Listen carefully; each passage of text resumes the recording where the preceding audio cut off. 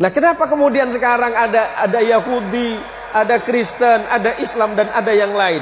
Ada 3 agama besar di dunia ini yang sering kita sebut. Kalau kita mengacu kepada 3 agama besar ini, mulai dari Yahudi, kemudian Kristen, dan yang paling terakhir adik bungsu namanya Islam.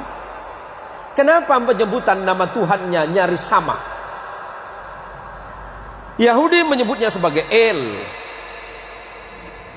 karena Ibrahim. Taurat menyebutnya Abraham, Injil menyebutnya Abraham, Quran menyebutnya Ibrahim. Ibrahim bukan bangsa Arab, jangan terkecoh. Ibrahim itu bukan bangsa Arab. Kalau Ibrahim itu bangsa Arab, berarti bangsa Yahudi juga Arab. Bukan.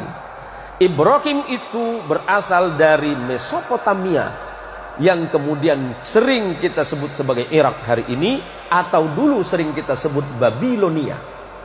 Ibrahim lahir di satu tanah yang bernama Ur Kaldania.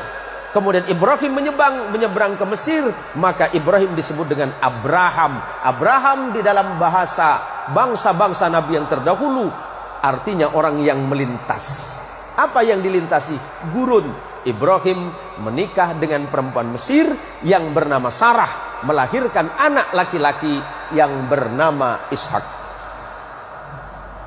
Kemudian Ibrahim menikah lagi dengan perempuan yang berasal dari Palestina. Injil sering menyebutnya Kanaan atau Filistin.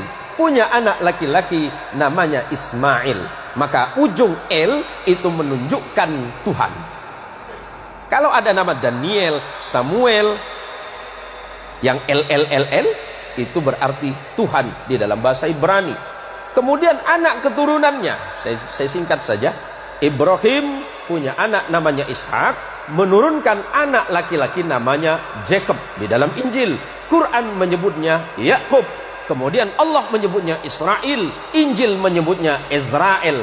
Ezra artinya kekasih, El artinya Tuhan, karena Yakub adalah kekasih Tuhan atau kekasih Allah.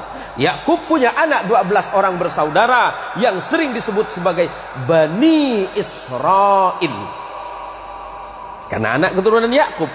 Yakub disebut Israel, anak Yakub disebut Bani Israel. Siapa? 12 orang. Yusuf bersaudara. Abangnya Yusuf bernama Lewi.